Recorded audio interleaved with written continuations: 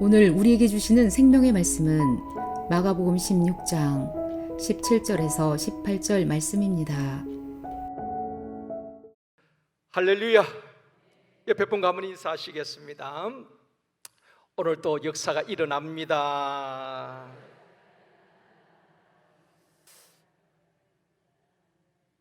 다시 한번요, 이 시간 은혜 받읍시다.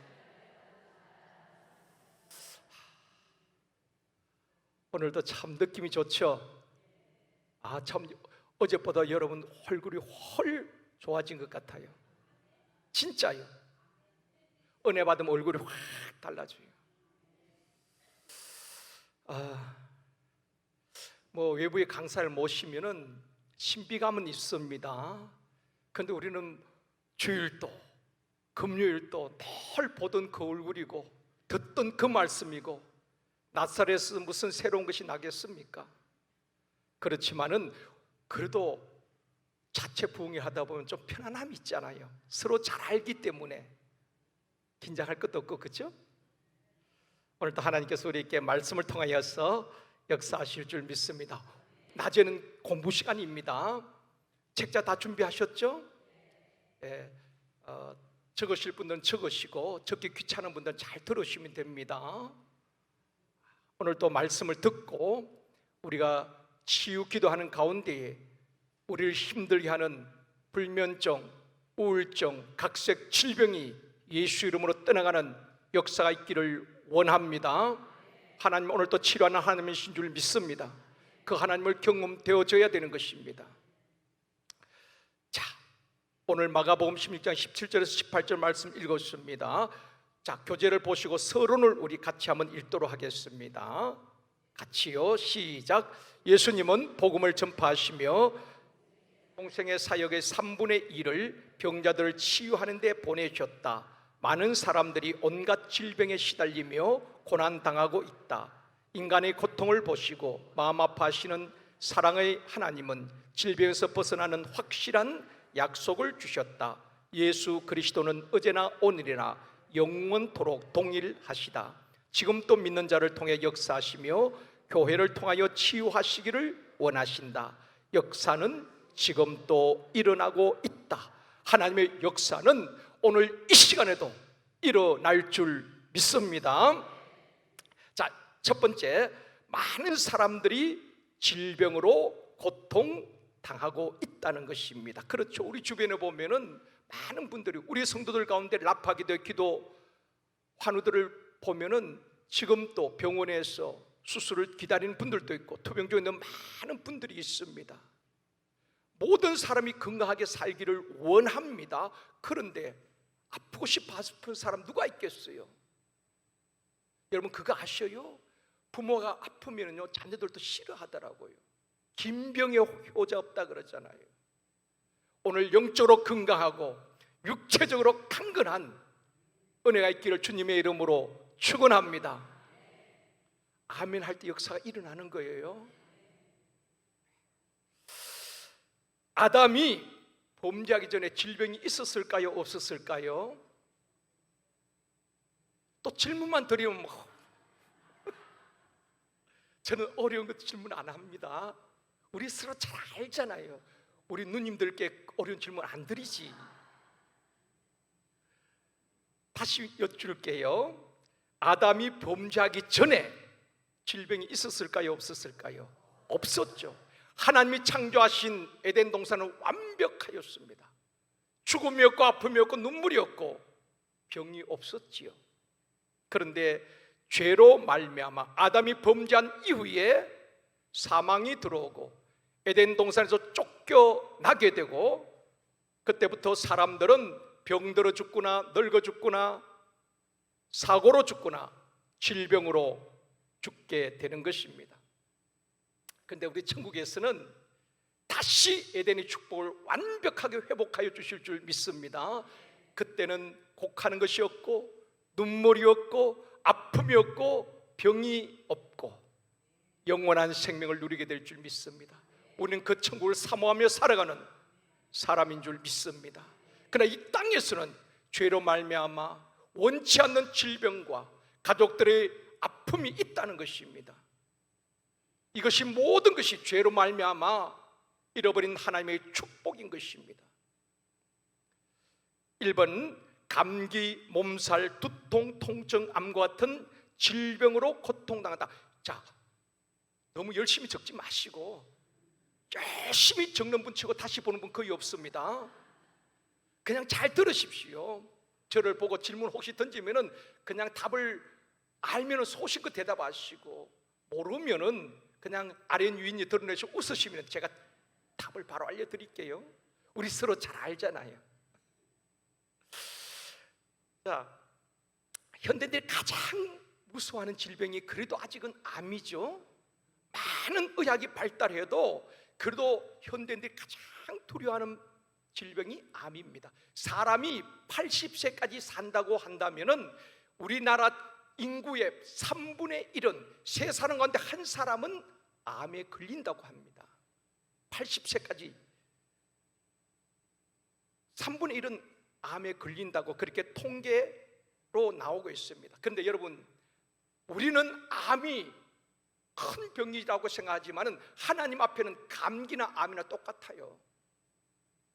하나님은 죽을 사람도 살릴 수 있고, 우리가 볼 때는 감기는 그냥 지나가는 것이고 암은 큰 중병 같아도 하나님 앞에는 암이나 감기나 똑같다 이 말입니다. 하나님이 치료하시면은 각색 질병이 다 떠나가는 역사가 있게 되어줄 줄 믿습니다.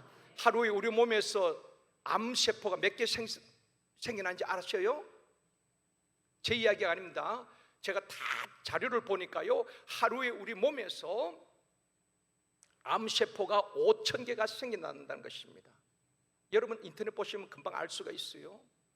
의학적으로 우리는 모르지만 우리 몸에서 암세포가 5,000개씩 생겨나는데, 그것이 암세포가 암으로 발전하지 못하도록 하는 것이 우리 몸의 NK세포라는 것입니다. NK세포. 하나님은 우리 몸을 신묘막측하게 만든 거예요. 여러분 연세가 들면 늘어난 것이 있다 그러잖아요. 약봉지가 늘어나지요. 그래서 우리 권사님들 어디 가면은 식사하고 난 다음에 다 가방을 뒤적거립니다. 약봉지 찾는다고. 그런데 여러분 다 연세 들면 이 약 저 약 드시잖아요. 그런데 저도 얼마 전에 이제 병원에 가서 검사를 했는데 간 쪽에 조금 이렇게 부담이 된다는 것입니다. 그러면서 제가 물어요. 제가 목사님과 알기 때문에, 목사님 어떤 약을 드셔요? 제가 건강식품 오메가3도 먹고 뭐 비타민 A, B, C, D 그렇게 먹습니다. 그럴 때만 그런 것들이 건강식품도 우리 간은 해독장치 역할을 하는데 굉장히 부담을 준다는 것입니다. 그래서 간을 위해서 모든 건강식품을 끊으십시오. 간을 쉬게 해주라는 것입니다. 그래서 제가 다 끊었어요. 여러분 우리는 자녀들이 사준 것 뭐 어디에 좋은지도 모르고 다 먹습니다. 그렇죠? 근데 의사 처방을 받고 드시는 게 좋아요. 자녀들이 사주니까 뭔지도 모르고 혈압, 당뇨, 고지혈증 다 드시고 거기다 플러스 건강에 좋다는 식품들은 다 하루에 그 평균 10날 이상을 먹어요. 그러니까 간이 부담이 된다는 거예요. 자, 그런데 우리 몸에 암세포가 하루에 5,000개씩 이렇게 발생이 하는데, 그 암세포를 잡아먹는 세포가 NK세포인 것입니다. 내추럴 킬러 셀. 이 NK세포, 하나님은 우리 몸을 신묘막측하게, 그래서 여러분 하나님은 우리가 모든 병을 이길 항체를 우리 몸에 다 생성하도록 만들어 놓으셨다는 것입니다. 의학이 발견하지 못해서 그렇지. 그래서 이 NK세포가 하는 일이 뭔가 하면은 우리 몸에 하루에 발생하는 5,000개 암세포를 발생하면 이 NK세포가, 내추럴 킬러 셀이 가서 암세포만 다 잡아먹는다는 것입니다. 그래서 우리가 이 암세포가 5,000개씩 생겨나지만은 암으로 발전하지 않도록 이 NK세포가 그렇게 암세포를 잡아먹는다는 것입니다. 하나님이 우리 몸을 그렇게 만드셨어요. 그런데 이 NK세포가 막 활동을 하면 절대로 암에 안 걸린다는 것입니다. 그런데 이 NK세포가 활동하지 않고 잠을 자게 하는 또 그런 원인이 있어요. 그게 뭔가 하면 과도한 스트레스, 그리고 또 피로, 인스턴트 식품을 많이 드시거나 수면이 부족할 때 NK세포가 잠을 자고 있다는 것입니다. 존다는 것입니다.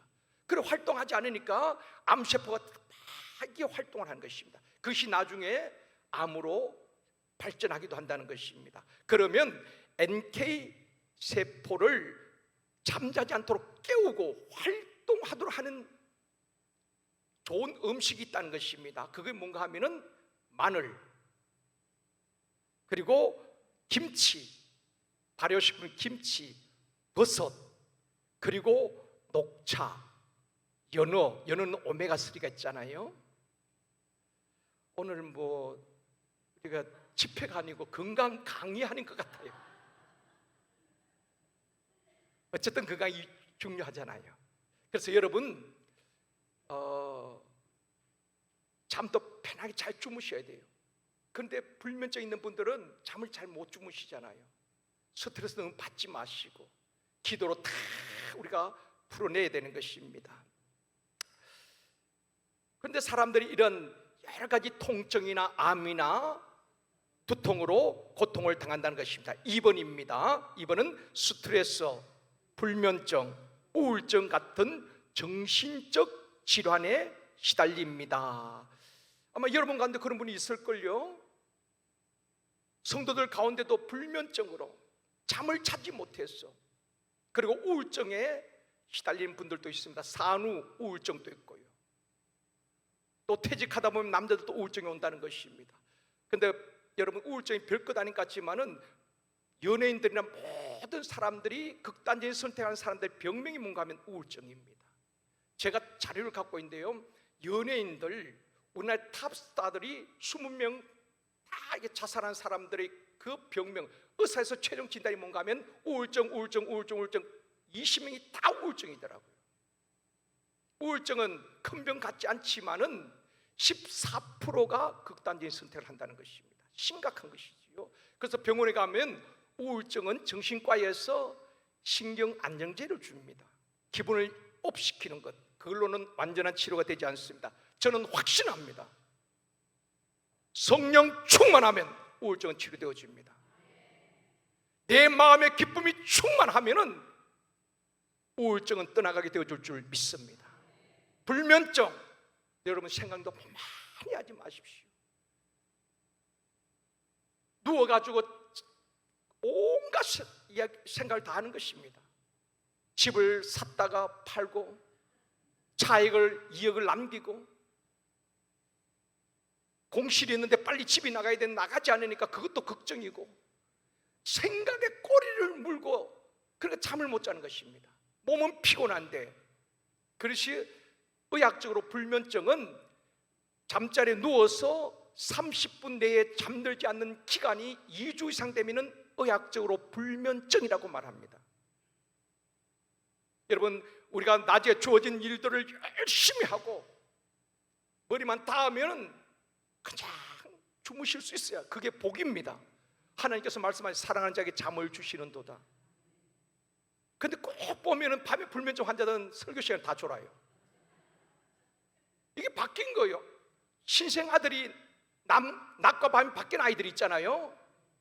밤에는 자고 낮에는 활동을 해야 되는데 그 뇌가 막 쑥쑥쑥 자랍니다. 뇌도 아주 활성화되어지는데 밤에는 계속 보초고 잠 안 자고 낮에는 자는 아이들 있잖아요. 그렇듯이 자야 될 때는 자야 되는 것입니다. 우리 모든 성장판이 잠잘 때, 잠자는 시간도 10시에서 4시 사이 우리 성장이 쫙 자란다는 것입니다. 근데 잠잘 때는 안 자고, 그리고 설교 시간은 정신없이 주무시고, 스트레스, 불면증, 우울증, 성령 충만하면 떠나갈 줄 믿습니다. 약으로 우울증 저는 저는 의사는 아니지만 약으로 치료되는 것은 절대로 아닙니다. 정말 강력한 기도로 성령 충만하면 나도 모르게 우울증 떠나가고 불면증 치료되어지고 내 마음에 평안이 있고 모든 염려 근심 주님께 맡기니 그 병은 치료되어질 줄 믿습니다. 세 번째는 노화로 인한 질병으로 고통을 받기도 합니다. 연세가 들면 여러 가지 질병이 생기기도 하는 것입니다. 지금까지도 여러분 70년, 80년 그 이상을 살아오시면서 그래도 오늘 이 자리에 온 것 감사한 것 아니겠습니까? 여러분 아동병원에 가보십시오. 어린 아이들도 암에 걸려가지고 닌겔 꽂고 머리에 밀고 서울대 아동 소아과 병원에 가보십시오. 그런 아이들도 있는데 그래도 70년, 80년 그 이상 지금까지 살아오면서 지금까지 지내온 것 하나님의 크신 은혜인 줄 믿습니다. 여러분 자동차 타이어도 한 몇 년 타면 바꿔야 되는 것입니다. 지금까지 걸어 다녔기 때문에 70년 썼기 때문에 관절도 무리가 온 것 아니겠어요? 연골도 닳고. 그런데 너무 여러분 실망하지 마시고 노화로 인한 질병으로 고통을 받기도 하는 것입니다. 근데 여러분 부모님이 건강하셔야 돼요. 부모님이 그게 자식 돕는 겁니다. 여러분 부모님이 뭐 치매가 오고 그렇게 해서 병원에 있으면 그 자녀들이 다 힘들어요. 그래서 여러분 진짜 자녀를 돕는 것은 여러분들이 건강하게 사시는 것입니다. 맑은 정신으로 그렇게 사시는 거예요. 그래서 우리 권사님들도 보면 손주보다 골병든 분들도 있어요. 손주가 이쁘니까 그렇게 하다가 나중에 골병 들어요. 여러분 몸 여러분이 잘 챙기십시오. 근데 엄마는 어쩔 수가 없어요. 좋은 음식이 있으면은 우리 딸이 이걸 좋아하는데 우리 아들이 이걸 좋아하는데 엄마는 늘 그 생각하는 거예요. 자식들이 그렇게 생각할 것 같아요? 자식들은 또 자기 자식 생각합니다. 엄마는 좋은 음식 먹으면 우리 애들하고 같이 먹었으면 좋겠는데 그 마음이잖아요. 여러분 안 그래요? 저는 그래요. 이거 우리 애들이 좋아하는 건데 같이 먹었으면 좋겠다. 근데 자기들은요 좋은 데 있으면은 자기들끼리 먹고 사진만 올려. 엄마 아빠 이런 좋은 음식인데 같이 갈래요? 말도 안 하고. 아마 이 시간 유튜브로 보고 있을지도 모르겠어요. 잘 알아들었지? 엄마 아빠는 뭐가 맛있는 게 있으면 같이 먹고 싶은데 저거들은 자기 애들하고 가서가지고 톡방에 올라가지고 그러니까 따라합시다. 내 몸은 내가 챙기자. 자식 걱정하지 말고 우리 권사님 집사님들 인삼 산삼 다려 드시고 홍삼도 잘 드시고 여러분의 건강 여러분이 잘 챙기십시오. 그게 자식들 돕는 거예요. 애들 자기들 잘 좋은 거 먹고 다 다녀. 우리 권사님이 건강하고 주님 앞에 서는 그날까지 맑은 정신으로 우리 강군영의 권사님 이 연세에도 얼마나 강건하셔요. 저도 깜빡깜빡 잊었는데 제 스케줄 깨뚫고 있는 분 이분이에요. 목사님 오늘 어디 가시지요? 잘 다녀오세요. 총기가 있고 명철하고 기억력 대단하셔요. 이게 복이에요. 언니처럼 다 건강하세요. 영희 언니처럼. 그래서 우리가 어른들이 제일 걱정하는 게 치매잖아요. 그렇죠, 그렇죠? 참 이 치매가 참 문제입니다. 그래서 치매 안 걸려야 될 텐데 치매 걸리면 자식도 아들도 딸도 몰라보고 사는 게 아니지요. 우리가 믿음으로 살면은 우리 하나님께서 영적으로 맑게 하시고 정신적으로 맑게 하시고 치매도 안 걸리게 될 줄 믿습니다. 자, 두 번째로 병의 원인을 파악하는 것이 중요합니다.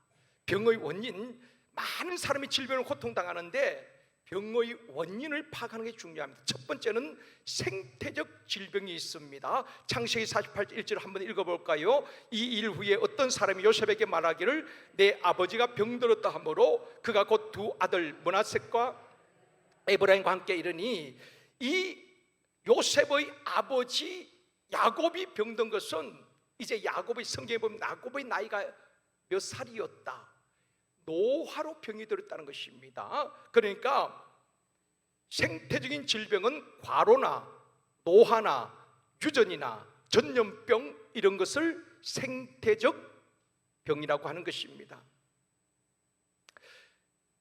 베리아 귀신론에서는 모든 병은 귀신이 준다고 말합니다. 그래서 그쪽 사람들은 감기 걸려도 감기 귀신이 들어왔다고 이야기하는 것입니다. 그래서 감기 귀신은 떠나갈지어다, 아닙니다. 모든 병은 귀신이 주는 것은 아닙니다. 오늘 여러분 병의 원인을 알 수 있기를 원합니다. 모든 병은 귀신이 주는 것이 아니라 생태적인 병도 있다는 것입니다. 즉 과로하면은 병이 나지요, 과식하면은 병이 나기도 하는 것입니다. 늙으면 병이 나기도 하고 유전적 질병도 있고 또 전염으로 병이 생기기도 하는 것입니다. 여러분 유전적 질병도 있습니다. 그래서 병원에 가면 제일 먼저 묻는 게 뭡니까? 병력을 묻는 거예요. 혹시 가족들 가운데에, 부모님들 가운데에 암으로, 고혈압으로, 당뇨로, 협심증으로 돌아가신 분이 있습니까? 병력을 물어요. 부모의 병이 유전적으로 흘러가기도 하는 것입니다. 이런 것들을 생태적 질병이라고 말하는 것입니다. 또 하나는 실수로 인한 병이 있습니다. 호세아 7장 5절 읽어볼까요? 우리 왕의 날에 지도자들은 술의 뜨거움으로 병이 나며, 자 보십시오, 술의 뜨거움으로 병이 났다는 것은 술을 많이 마심으로 병이 생겼다는 것입니다. 그렇죠? 이런 실수라는 병, 술을 절제하지 못하고 술을 많이 마시니까 간이 나빠지는 것입니다. 실수로 인한 병이에요. 그리고 우리가 신호등을 잘 지켜야 되는데 신호등 무시하고 길을 가다가 교통사고 날 수 있잖아요. 이것은 실수로 인한 병입니다. 추운 겨울에 이불을 걷어 차고 자면은 감기 걸리는 거예요. 감기 귀신이 들어온 것이 아니라 실수로 인한 병이 있다 이 말입니다. 병을 잘 구분해야 되는 것입니다. 생태적인 질병이 있고 실수로 인한 병이 있다는 것입니다. 세 번째는 어떤 병입니까? 죄로 인한 질병이 있습니다. 역대하 26장 19절 말씀 같이 읽습니다.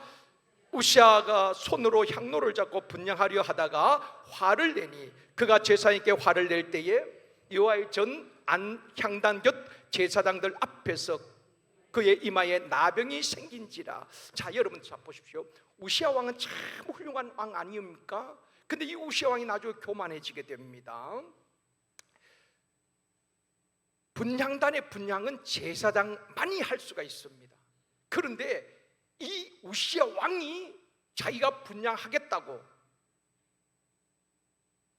그래서 향로를 잡고 분향을 하려 합니다.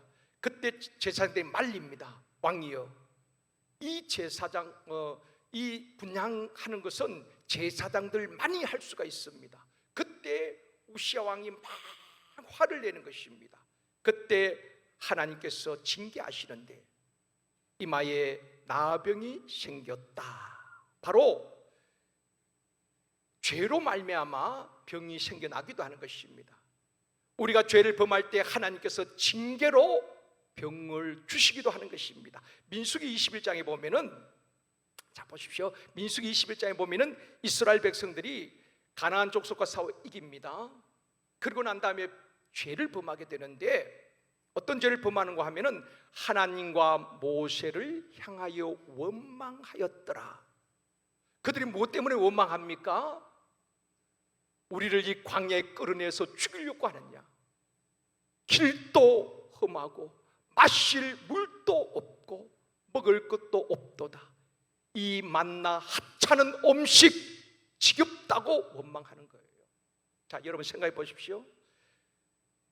하나님께서 매일같이 그들에게 만나를 내려 먹였습니다. 광야에서 언제 농사를 짓고 언제 수확을 합니까? 하나님께서 하루도 만나를 주시지 않으면 그들은 굶어야 됩니다. 하늘의 양식을 주지 않으면 그들은 광야에서 죽어야 합니다. 그런데 하나님께서 매일같이 하루도 어김없이 만나를 주셨는데 백성들이 뭐라고 말합니까? 하나님의 은혜를 은혜로 받지 아니하고 이 하찮은 음식 지겹다고 말하는 거예요. 그때 하나님께서 어떻게 합니까? 그 백성들에게 불뱀을 보내요.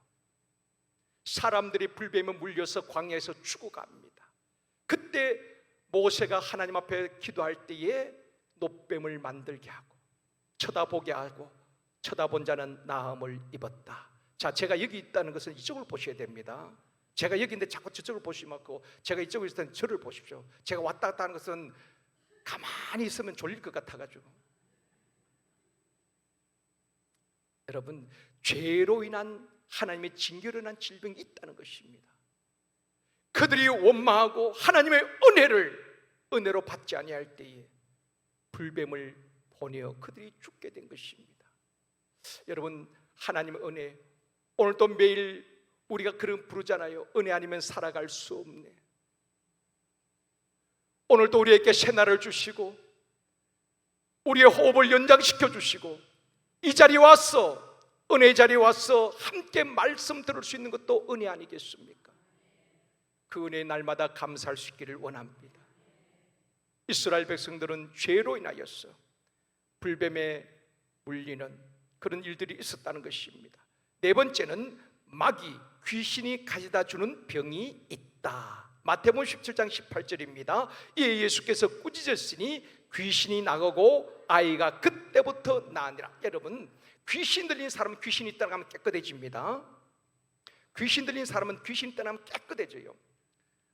어떤 분들은 귀신을 쫓아냈다 뭐 그렇게 하는데 저는 딱 한 번 귀신을 쫓아낸 적이 있습니다. 족사사 이거 많이 했지만은 귀신이 딱 나간 것은 딱 한 번이에요. 제가 이제 교회를 개척하고 좀 지났을 때인 것 같습니다. 권사님 한 분이 정말 기도 많이 하신 권사님이 계셨어요. 그 권사님은 정말 여러분 귀신의 역사도 있지만 성령의 은사가 있습니다. 권사님은 신유의 은사가 있었어요. 제가 옆에서도 깜짝 놀랄 만큼 그분은 기도를 많이 하신 분인데 환자들 딱 손에 얹으면 그분이 말하지 않는데 어디 아픈지를 알아요. 제가 몇 번 봤거든요. 그래서 제가 공개적으로 몸이 아픈 분은 권사님 가서 기도를 받으십시오. 근데 권사님이 이제 환자하고 있으면 딱 손을 얹으면 정확하게 성령님께서 아시게 하시죠. 손을 얹으면 막 고통스러워 하는데 그거 치료가 되어지는 것입니다. 참 성령님께서 역사하시는데 이 권사님이 기도도 많이 하시고 영적으로 아주 깨어있는 분이고 체험을 많이 하신 분인데 이분이 하루는 이제 제가 새벽 기도 갔다가 이제 한 6시 반쯤에 사택에 왔습니다. 왔더니만 그 아들이 권사님을 업고 땀을 뻘뻘 흘리면서 사택으로 찾아온 것입니다. 그러면서 하는 말이 어머니가 밤새도록 아파가지고 그렇게 목사님께 아침에 지금쯤 목사님이 이제 새벽 맞춰 오셨을 것 같아 데리고 왔다는 것입니다. 그러면 아프면 보람의 응급실로 가야지 왜 이쪽으로 왔느냐. 그분은 영적인 분이 되면 알고 있었던 것입니다. 그래서 막 밤새도록 아파하니까 아들이 빨리 응급실로 갑시다. 권사님이 그렇게 말했다는 것입니다. 이것은 병원에 갈 병이 아니다. 목사님께 가야 된다. 그래서 밤새도록 고통을 당하면서 병원 가지 않고 그 새벽 맞출 때까지 기다린 것입니다. 지금쯤 목사님이 왔을 것 같다고 해서 이제 저희 사택으로 아들이 업고 온 것입니다.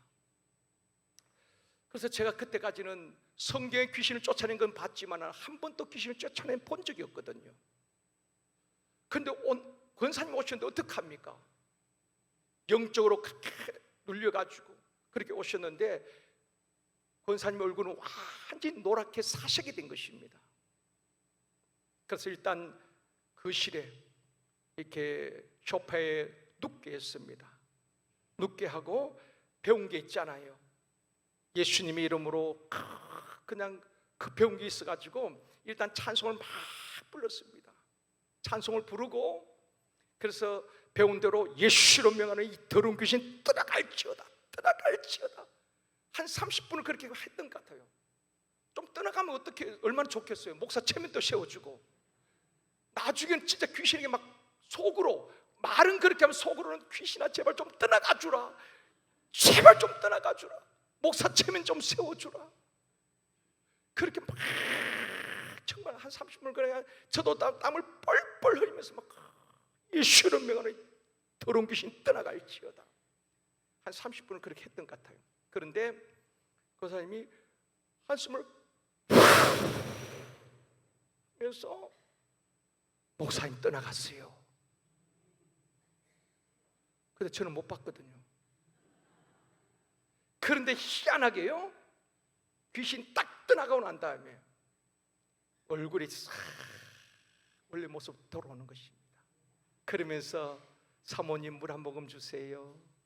그래서 아내가 물을 떠다 주고, 그래서 업혀가지고 오셨던 그 권사님이 악한 영이 떠나가니까 목사님 감사해요 하면서 그냥 걸어서 가셨어요. 귀신이 주는 병이 있는데 귀신이 떠나가면은 깨끗하게 되어지는 것입니다. 그래서 오늘 말씀하고 있잖아요. 예수께서 꾸짖으시니 귀신이 나가고 아이가 그때부터 나으니라. 자, 여러분, 정신분열과 귀신 들린 것은 달라요. 정신분열은 돌았다는 것입니다. 옛날에 보면은 공부를 많이 하다가 돈 아이들도 있잖아요. 그런 아이들 도는 거와 귀신 들린 것은 달라요. 정신분열은 돌았다는 것은 어떤 증상이 있는가 하면 아무나 보고 희죽희죽 웃습니다. 아무나 보고 웃어요. 그런데 귀신 들린 사람들은 기도하는 사람, 영력 있는 사람, 영권 있는 사람, 기도하는 권사님, 목사 앞에 보면 발발 뜹니다. 저는 그런 것을 참 많이 봤어요. 그 기도하는 사람 앞에 보면 벌벌 떨어요. 저는 부교육제 때 아주 영력 있는 목사님 밑에서 훈련을 받았습니다. 그분은 정말 기도 외에는 늘 사모님하고 기도해서 교회에서 처리하시면서 1월 첫 주가 되면은 매 1월 첫 주 때는 전 교육자들을 금식시켰습니다. 전 교육자들 금식을 시켰는데 첫 주에 목사님이 교육자들 위해서 기도를 해주시는 것입니다. 그런데 제가 깜짝 놀랐습니다. 내 심령을 꿰뚫어 그냥 보고 하는 것처럼 그렇게 다 한 분 한 분을 교육자들 기도해 주셨고 한데 그분이 아주 영역이 있는 분이에요. 그런데 교회가 부흥할 때 많은 귀신 들린 사람이 교회로 많이 왔어요. 환자들, 귀신 들린 사람들. 그럴 때 귀신들이 쫓겨나고 환자들이 고침받는 일들이 많이 있었는데요. 그때 이제 저녁마다 그렇게 축사 사역을 했습니다. 그리고 우리 교회자들도 이제 참석을 했죠. 참석했는데 장로님들은 돌아가면서 한 명씩 참석하고 권사님들 시간 되시면 다 해서 찬송 부르고 그냥 몇 시간을 그 축사 사역을 하는 것입니다. 그런데 제가 신기한 것을 보았습니다. 그분은 권사님도 아니고 집사님이셨는데 키도 조그만 하고 말도 어눌해요. 이분이 결혼을 하고 옛날에 시집을 갔다가 애를 낳지 못한 그 시댁에서 쫓겨났어요. 그래서 평생을 혼자 사신 분이에요. 이분이 이제 할 일이 없잖아요. 평생을 얼굴도 아주 못생겼고 키도 적고 말도 어눌하고 아주 가난한. 근데 이분이 하는 게 뭔가 하면 매일 저녁마다 목사님 사모님과 함께 교회에서 처리하는 것입니다. 목사님 사모님 옆에서 같이 뭐 집에 아무도 아이들도 없고 아무도 없으니까. 그런데 하나님께서 은사를 주시는데 투시 은사라고 아시죠? 이분은 사람의 심령이 보여지는 것입니다. 심령이 보여주는 거예요. 그래서 우리는 겉으로 볼 때 모르지만 다 심령이 보여지는 너무 괴로운 겁니다. 그 나중에 이제 목사님께 상담했는데 목사님께서 그렇게 말씀하셨다는 것입니다. 너무 힘들면은 성령 그 은사를 거두어달라고 기도하십시오. 근데 그 은사는 나중에 소멸됐다고 이야기 들었는데요, 제가 경험한 것은 이제 저녁마다 이제 귀신 들린 사람들 그때 있으면 같이 막 기도하는데요, 장님들도 돌아가며 하는데 그 집사님이 계시는데 이 귀신 들린 사람이 벌벌 떠는 것입니다. 그래서 막 무서워하고 막 벌벌 떨어요. 그러면서 장로님 한 분이 계셨는데 그 장로님 와서 막 비웃는 것입니다. 저게 장로라고? 기도도 안 하는 저게 장로라고? 귀신이 귀신같이 알아요. 진짜요. 그래서 저도 들킬까 봐 막 겁이 나는 것입니다. 다행히 목사는 좀 봐주대요. 들킬까 봐. 야, 정말 귀신이 귀신같지 않아요. 그 말이 오느라고 배운 것도 없고, 근데 그 앞에 귀신이 벌벌 떨어요. 무섭다고. 그런데 그 장로님을 비웃고, 그 장로님 고등학교 선생님이었거든요. 그 다음부터 그 장로님 절대로 그 자리에 오지 않더라.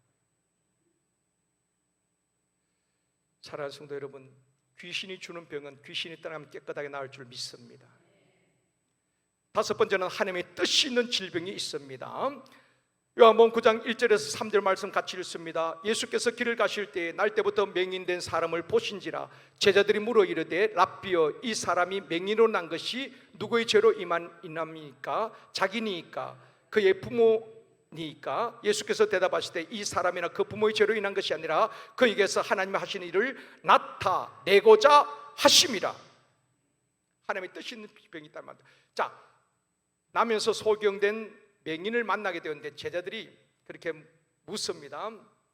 선생님, 이 사람이 태어날 때부터 맹인된 것이 자기 죄 때문입니까? 부모의 죄 때문입니까? 우리 하나님 주님 말씀합니다. 아니다.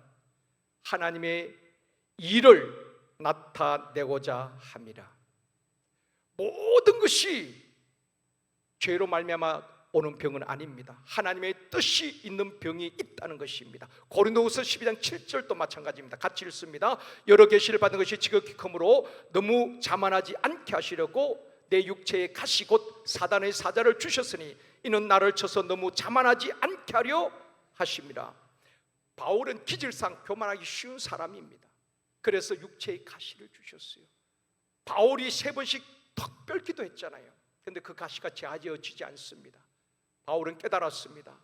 내게 육체의 가시를 주신 것은 나로 하여금 자고하지 아니하도록. 여러분께도 육체의 가시가 있는 분들이 있을 수 있습니다. 그것이 육체의 질병일 수도 있고, 아니면 잔류로 인해서, 아니면은 경제적인 어려움일 수도 있습니다. 그 가시로 인해서 내가 교만하지 아니하고 하나님께 버림받지 아니하고 믿음을 지켜낼 수 있다면 그 가시는 복된 가시인 줄 믿습니다. 그런데 우리는 모든 문제가 해결되어야지 하나님의 은혜로 생각합니다. 아니요, 하나님 때로는 우리의 가시를 주시고 그 가시로 인해서 우리로 하여금 낮아지게 하시는 것입니다. 아프기 때문에 하나님의 은혜가 아니면 살아갈 수가 없어요. 찔리기 때문에 낮아지고 겸손하고 하나님을 하나님에게 섬길 수 있다면 그 가시는 하나님께서 우리를 위해서 주신 복된 가시인 줄 믿습니다.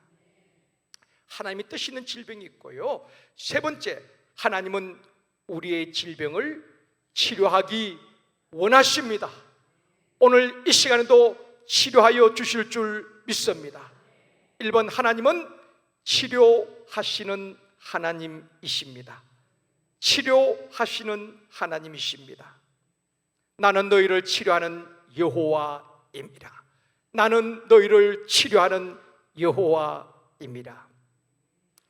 제가 화요일 새벽에 말씀을 드렸죠. 시편 118편에 보면은 시편 기자는 그렇게 고백합니다. 나라가 나를 애워싸고 애워쌌으니 내가 여호와의 이름으로 그들을 끊으리로다. 사람들이 나를 애워싸고 애워쌌으나 내가 여호와의 이름으로 그를 끊으리로다. 여러분, 질병이, 염려, 근심이, 죄가 사람들이 나를 애워싸고 있을지라도 예수 그리스도를 끊어낼 때에 마침내 의인의 장막에 기쁜 소식과 구원의 소리가 있게 되어줄 줄 믿습니다. 실습하겠습니다. 제가 질병이 나를 애워쌌으나 하면 여러분 믿음으로 예수 그리스도의 이름으로 끊어질지어다.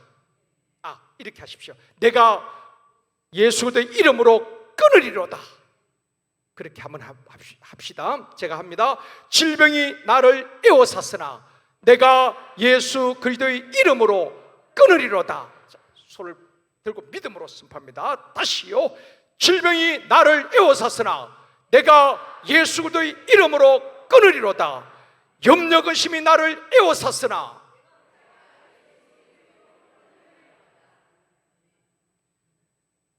이 분들도 마음이 하나가 되지 않고, 그런데 어떻게 남북 통일이 되겠습니까? 그것도 좀 딱딱 끊어지게. 자, 이쪽 두 줄부터 하겠습니다. 질병이 나를 애워쌌으면 내가 여호와의 이름으로 끊으리로다 합니다. 질병이 나를 애워쌌으나 99점. 자, 이쪽 염려 근심이 나를 애워쌌으나 98점이다.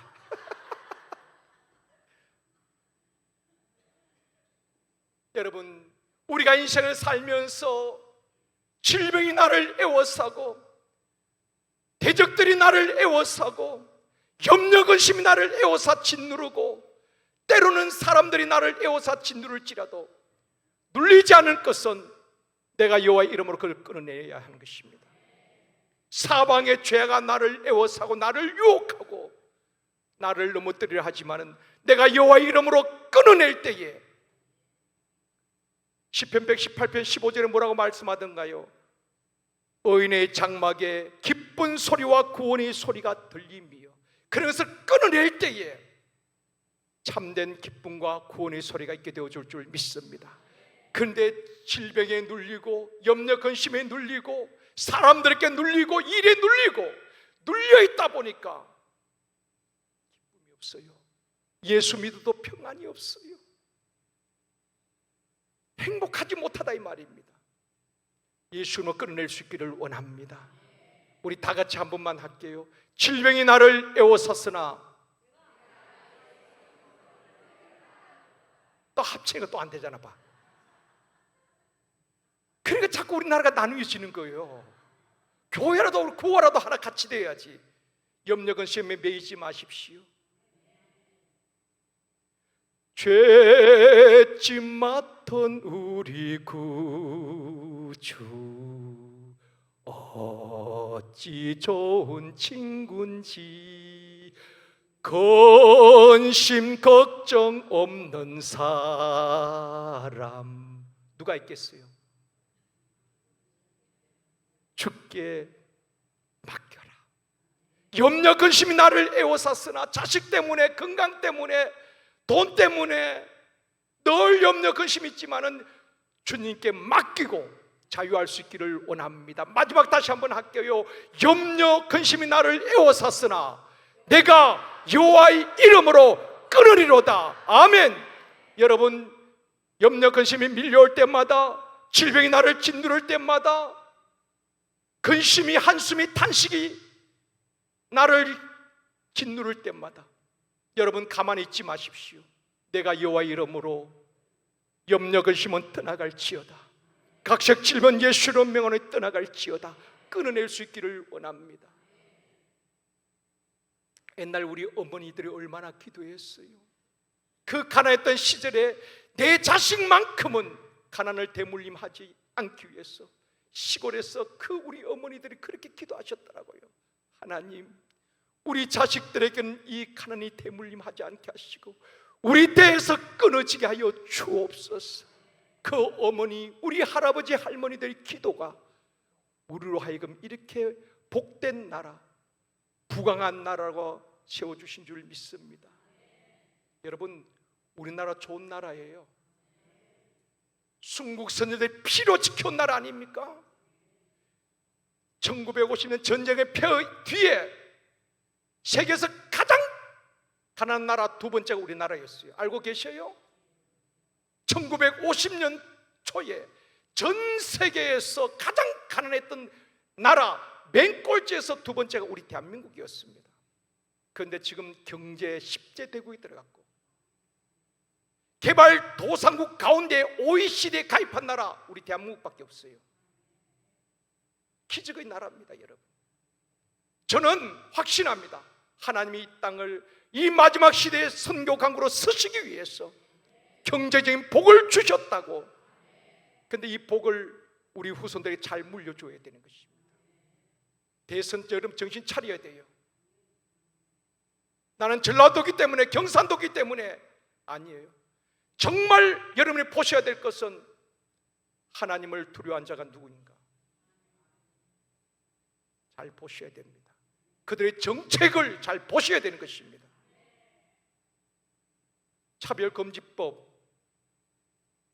통과되면은 우리 이렇게 모일 수도 없어요.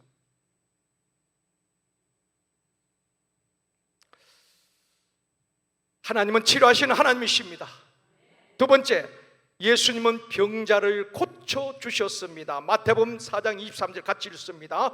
예수께서 온 갈릴리에 두루 다니사 그들의 회당에서 가르치시며 천국 복음을 전파하시며 백성 중에 모든 병과 모든 약한 것을 고치시니. 자, 고기를 드시고 그리고 날 봐요. 예수님의 3대 사역, 주님이 공생의 핵심 사역이 세 가지입니다. 첫 번째는 가르치는 사역, 두 번째는 전파하는 사역, 세 번째는 치유하는 사역. 우리 주님은 믿지 않는 자에게 복음을 전파하셨어요. 믿는 자를 가르쳐 양육하셨습니다. 병든 자가 있으면 치유하셨어요. 그래서 서론 읽었죠? 예수님의 사역 가운데 3분의 2가 치유 사역이었다고.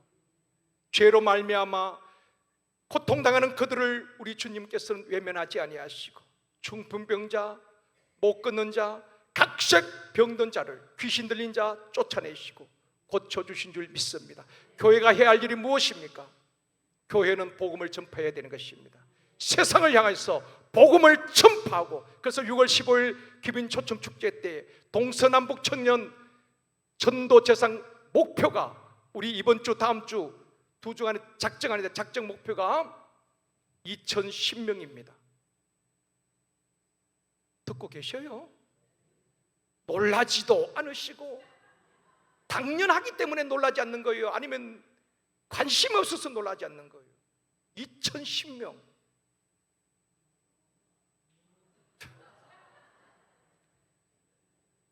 오늘 오신 분은 다 3명 이상 작정해야 되는 것입니다. 전도 대상자가 없다고요? 쉼터 가족들 가운데 나오지 않는 분들 작정하셔야 되는 거예요. 교회는 본질이 무엇입니까? 세상 안에서 복음을 전파하고 성도들을 양육하고 가르쳐 영적 그리스도의 장성한 분량에 이르도록 세워가야 되는. 오늘 새벽에 말씀드렸죠. 믿음엔 두 가지가 있다고. 구원의 믿음이 있고 또 하나는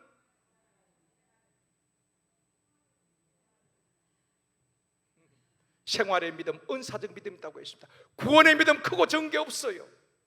그러나 구원받은 성도들은 삶 속에서 하나님을 경험하고 하나님을 의지하고 내 삶 속에서 기적과 간증을 만들어가는 그 믿음을 구원의 생활의 믿음이라고 하는 것입니다. 생활의 믿음은 성장해 가야 되는 것입니다.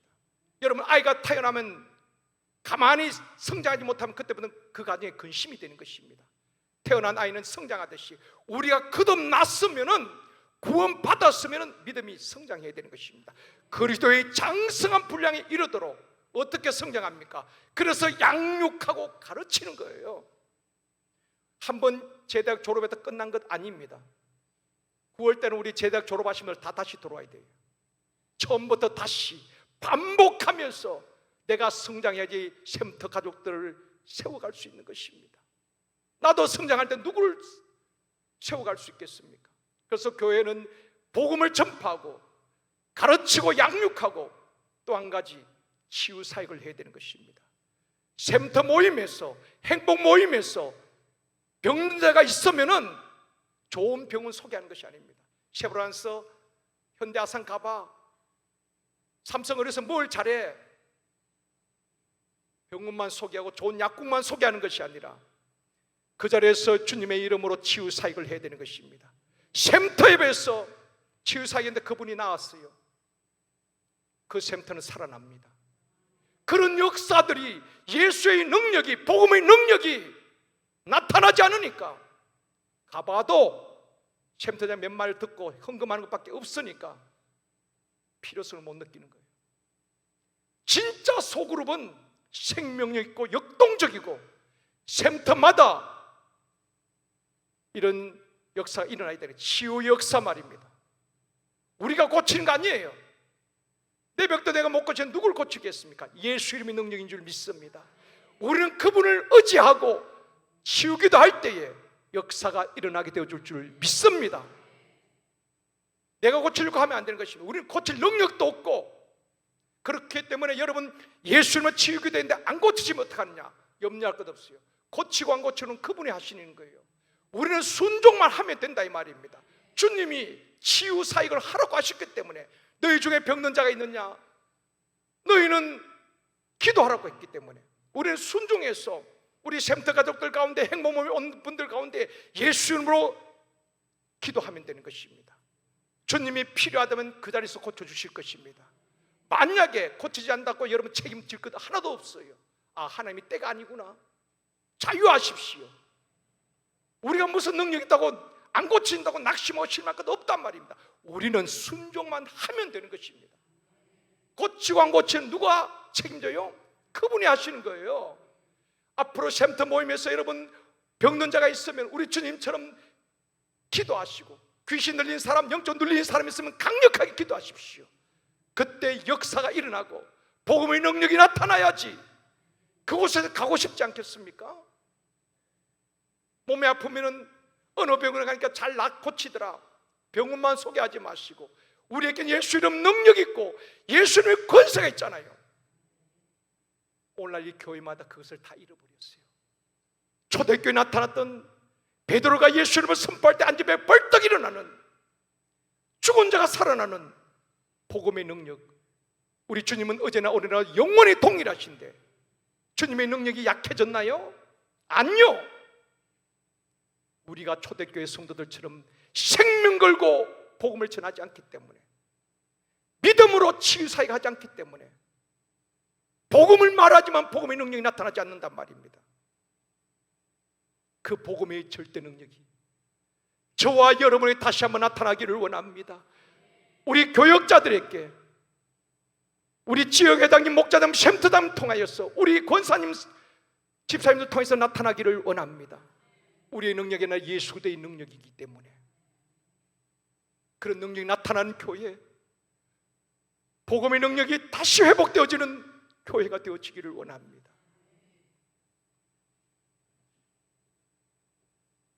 세 번째는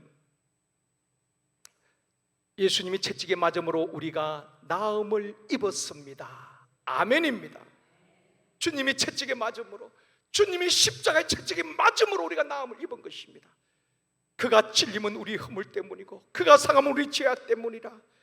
그가 징계를 받음으로 우리가 평안을 누리고 그가 채찍에 맞음으로 우리가 나음을 입은 줄 믿습니다. 주님은 우리 죄 문제만 가지고 십자가에 죽으신 것이 아니라 우리의 저주와 가난과 질병과 모든 약함을 담당하시고 채찍에 맞으시고 십자가의 고난을 당하신 줄 믿습니다. 4번, 예수님은 우리의 연약한 것을 담당하시고 병을 짊어지셨습니다. 마태복음 8장 17절 같이 읽습니다. 시작.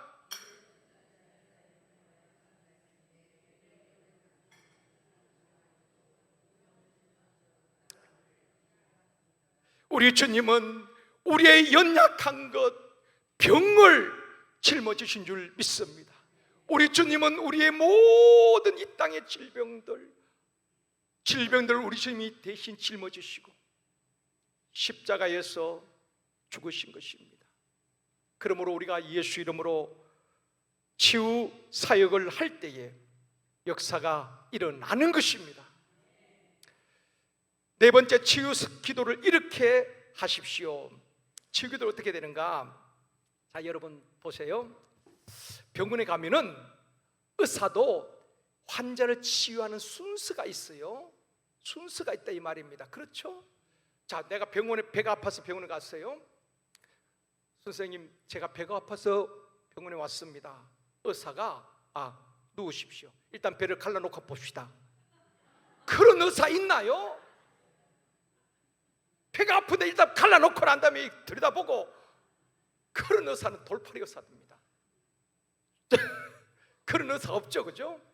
그러면 의사는 배가 아프다 그러면 피검사, 엑스레이, CT, MRI 다 찍게 하는 것입니다.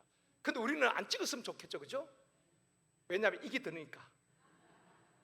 찍으면 찍을수록 돈이 올라가니까 그 걱정 때문에 그냥 대충 배 갈라가지고 그냥 수술해주고 해줬으면 좋겠는데 의사는 그렇게 하지 않습니다.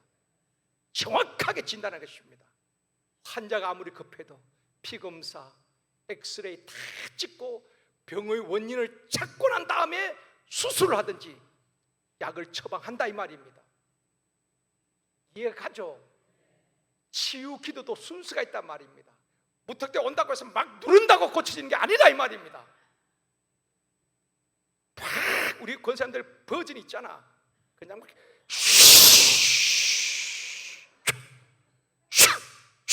그러면 영역 있는 것처럼. 그러니까 지나간 아이들 다 쉬하잖아요.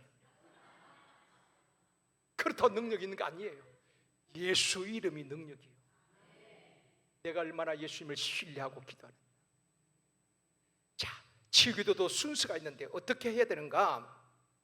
앞으로 샘터 모임에서 행복 모임에서 그렇게 하십시오. 첫째는 죄를 회개하고 예수 그리스도를 마음에 모셔야 한다. 절차가 있습니다.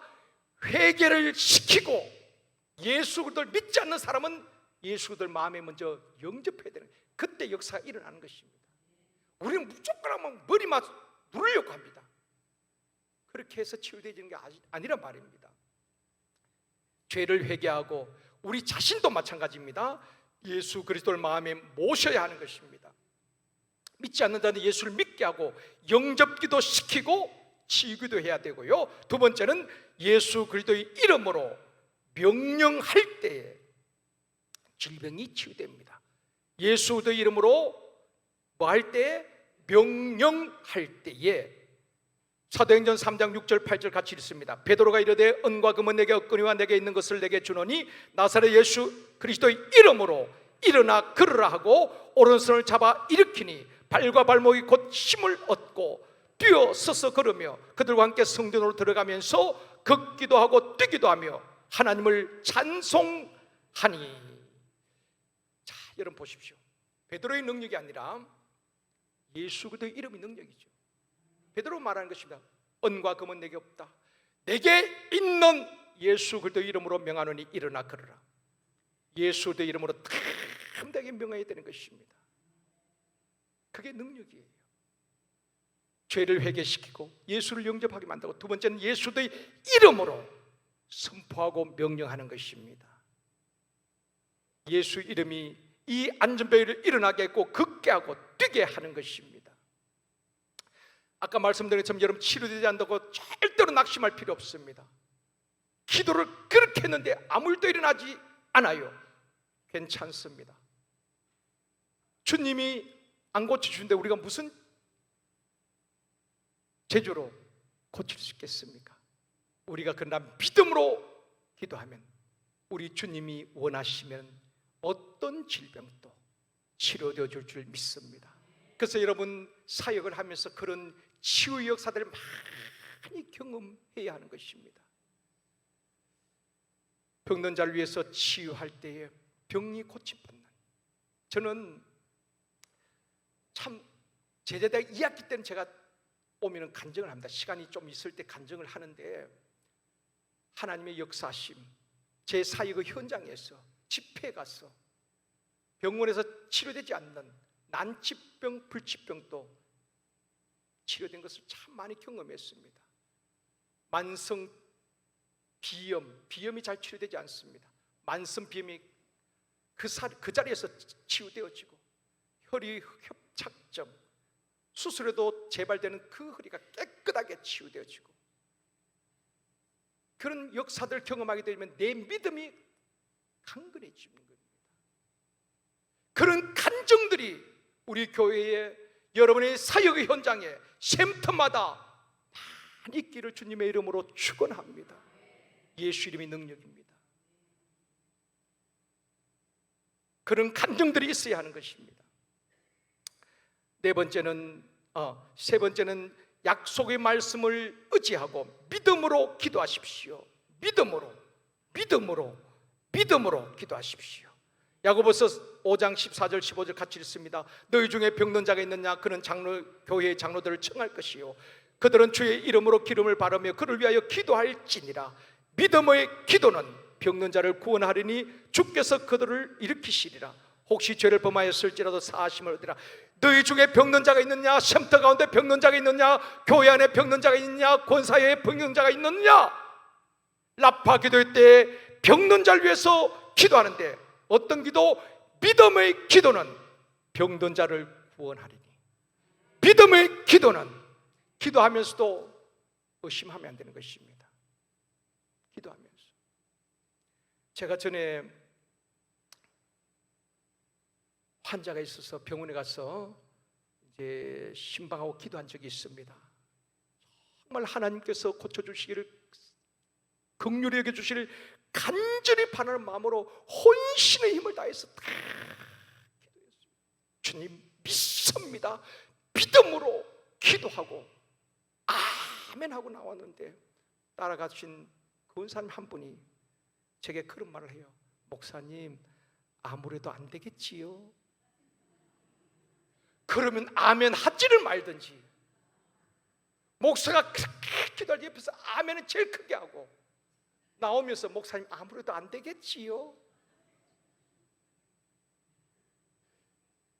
여러분, 믿음으로 기도하고 고쳐주고 안 고쳐주고 그분이 하신 일이니까 확신하십시오. 의심하면은 절대로 역사가 일어나지 않습니다. 하나님이 고쳐주실 줄 믿고 믿음으로 기도할 때 역사는 일어납니다. 고쳐지지 않는다면은 그것을 이길 힘을 주시고 믿음을 주실 줄 믿습니다. 네 번째, 성령의 능력을 사모하며 기도하십시오. 사모하며 기도하십시오. 다섯 번째, 치유받은 후 영적 관리가 중요합니다. 여러분, 병을 고치는 것이 목적이 아니라 우리 주님께서 치유 사역하신 것은 그 영혼을 구원하기 위함인 것입니다. 병만 고치면 뭐합니까? 고쳐도 언젠가는 우리가 또 돌아가시잖아요. 병을 치유받은 후에 영적 관리가 중요한데, 첫 번째는 예배를 더 잘 드려야 하는 것입니다. 자, 보십시오. 히스기야 왕이 병에서 죽을 뼈에서 살아났습니다. 15년 생명 영장 받았어요. 성경이 이렇게 말합니다. 히스기야가 병에서 고침받은 이후에 교만하여졌다. 여러분, 우리는 치유 역사 일어났을 때 우리가 교만하면 안 됩니다. 내가 했다 아니요. 하나님이 하셨다면은 겸손히 그 하나님께 영광 올려드리고 예배를 더 잘 드려야 되는 것입니다. 하나님이 가장 기뻐하는 것이 예배인 줄 믿습니다. 예배의 성공자가 되십시오. 두 번째는 다시는 죄를 짓지 마십시오. 하나님이 가장 싫어하는 것이 죄예요. 자, 이 부분은, 자, 고개를 드십시오. 하루에도 생각이 많이 우리 머리를 스쳐 지나갑니다. 그래서 5만 가지 생각이 다 우리 머리를 스쳐 지나가는데, 마음의 분노, 미움, 음란한 생각이 있어요, 없어요? 거룩한 척하지 마시고 그런 생각이 일어나요, 안 일어나요? 일어납니다. 여러분, 그게 나쁜 게 아니에요. 우리 인간은 이 본성이 있기 때문에 그런 생각이 일어날 수 있어요. 그런데 문제는 무엇인가 하면 그것을 묵상하고 그것을 붙잡는 순간 죄의 종이 되는 것입니다. 음란한 생각이 일어날 수가 있어요. 이쁜 자매를 보면 밥 한번 같이 먹고 싶다, 그 생각이 발전하는 것입니다. 그리고 죄를 짓게 되는 것입니다. 생각이 일어날 때 우리가 생각을 잘 다스려야 되는 것입니다. 예수 이름으로 이 더러운 생각들은 떠나갈지어다. 문제는 그 생각을, 악한 생각, 부정적인 생각, 음란한 생각, 미움의 생각에 사로잡히니까 사울처럼 완전히 미친 사람이 되는 것입니다. 그래서 완전히 미친 사람들 얼마나 많습니까? 세상에 미치고, 돈에 미치고, 음란에 미치고, 미친 사람들, 권력에 미치고, 그게 사로잡히니까 그렇습니다. 그 다음에 분별력이 없어지는 거예요. 여러분, 그런 생각이 일어날 수 있지만은 내 머리에 둥지를 틀지 못하도록 예수 이름으로 쫓아내고, 그래서 생각 관리를 잘 해야 하는 것입니다.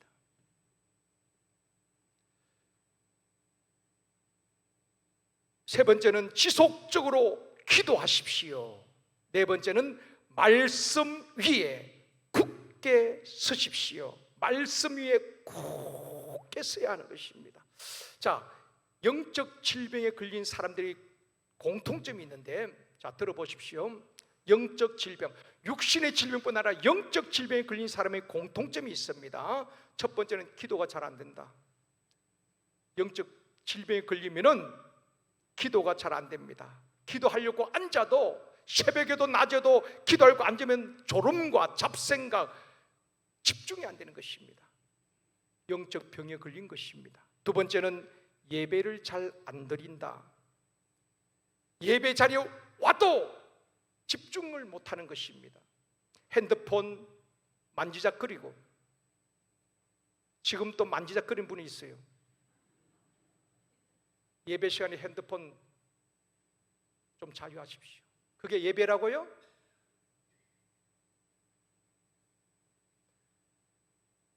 우리는 예배 듣다고 말하지만 하나님은 역겹다고 말합니다. 이사야 1장 보십시오.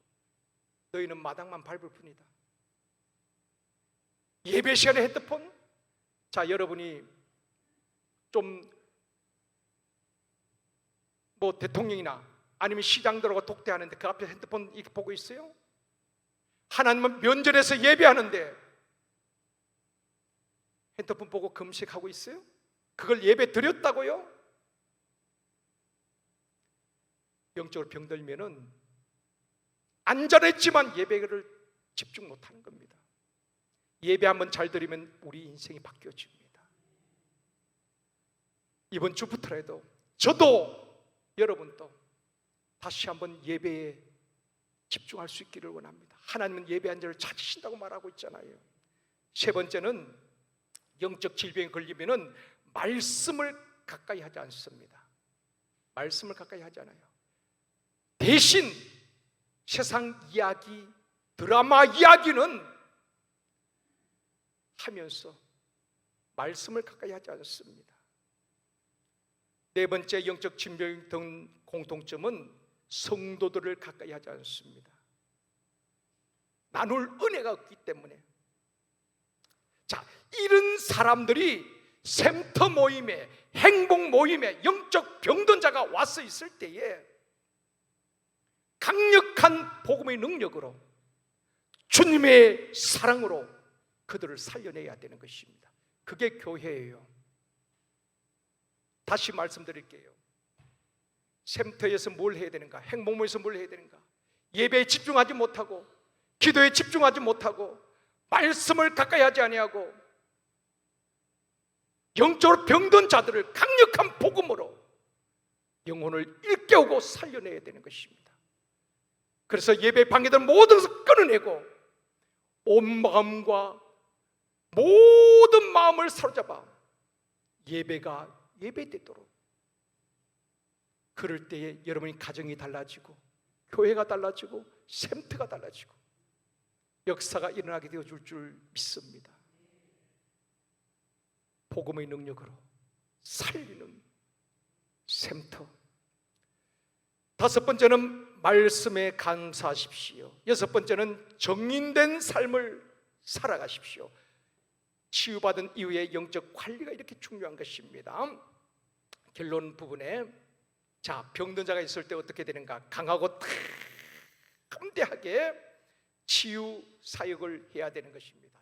결론 부분을 말씀드립니다. 샘터에 우리 권사에 라파 기도 때 아픈 분이 있어요. 그들 위해서 간절히 치유 기도를 해야 되는데, 치유 기도자들이 중요합니다. 기도하는 분이 확신을 가지고 기도해야 된다는 것입니다. 기도하는 분이 의심하고 비실비실하면 능력이 나타나지 않습니다. 확신을 가지고. 의사가 환자들 처방할 때에 확신을 가지고 처방해 줘야 되는 것입니다. 그래야 환자들이 신뢰할 수 있잖아요. 수술을 하면은 아픔이 있지만 회복할 수 있습니다. 그때 환자가 의사에게 맡기는 거예요. 이 수술을 해봐야 알겠는데요. 그러면 환자도 불안한 거예요. 여러분, 옛날에 보면 시장에 약장수들이 있었잖아요. 약장사들이 뱀을 한 마리 꺼냈다가 보여주고 집어넣었다가 이 약을 먹어봐 그러면서 약을 팝니다. 교황이 깨져 그러면서 막 가짜 약을 파는데도 확신을 주는 것입니다. 먹어봐 역사가 일어나. 그러니까 다 그냥 엄마들이 다 돈 내가 다 사잖아요. 아무 효과가 없는 가짜 약입니다. 그런데 우리는 진짜 복음, 능력의 복음을 전하면서 왜 그렇게 자신이 없어요? 행복 모임에서, 샘터 모임에서 치유기도 할 때에 내가 자신 없는데 무슨 성령 역사하시겠습니까? 우리가 하는 것 아닌 것을 기억하십시오. 내 힘을 빼고 주님이 하시면 됩니다. 예수 이름 능력을 믿고 간절히 확신 가운데 기도할 때에 역사가 일어나게 되어줄 줄 믿습니다. 여러분, 자신감을 가지십시오. 우리는 약하고 우리는 한없이 부족하지만 예수 이름 권세를 우리에게 주셨어요. 그게 하나님의 자녀된 권세를 주셨단 말입니다. 그 이름으로 샘터 모임에서, 행복 모임에서 예수 이름의 능력이 나타나고 병든 자가 치유되어지는 간정을 만들어가는 저와 여러분이 되어지기를 주님의 이름으로 축원합니다. 실습 시간입니다. 밑에 치유기도의 실제가 있죠. 실제. 내가 예수 이름으로 명한다. 불면증은 사라져라. 내가 예수 이름과 성령의 권능으로 명하노니 우울증은 치료될지어다. 나사렛 예수 이름으로 선포한다. 두통은 사라져라. 주 예수 이름으로, 그리스도 이름으로 기도합니다. 주님이여 치료하여 주시옵소서. 이렇게 여러분 병명은 나중에 여러분의 병에 따라서 병명은 바꾸면 되겠습니다. 3번씩 합니다. 1번 3번, 2번 3번, 3번 3번, 4번 3번. 모르시는 분들은 보시면서 목소리 높여서 같이 합니다. 1번부터 시작. 내가 예수 이름으로 명한다. 불면증은 사라져라. 내가 예수 이름으로 명한다. 불면증은 사라져라. 내가 예수 이름으로 명한다. 불면증은 사라져라. 내가 예수 이름과 성령의 권능으로 명하노니 우울증은 치료될지어다. 내가 예수 이름과 성령의 권능으로 명하노니 우울증은 치료될지어다. 내가 예수 이름과 성령의 권능으로 명하노니 우울증은 치료될지어다. 나사렛 예수 이름으로 선포한다. 두통은 사라져라. 나사렛 예수 이름으로 선포한다. 두통은 사라져라. 나사렛 예수 이름으로 선포한다. 두통은 사라져라. 주 예수 그리스도의 이름으로 기도합니다. 주님이여 치료하여 주옵소서. 주 예수 그리스도의 이름으로 기도합니다. 주님이여 치료하여 주옵소서. 주 예수 그리스도의 이름으로 기도합니다. 주님이여 치료하여 주시옵소서.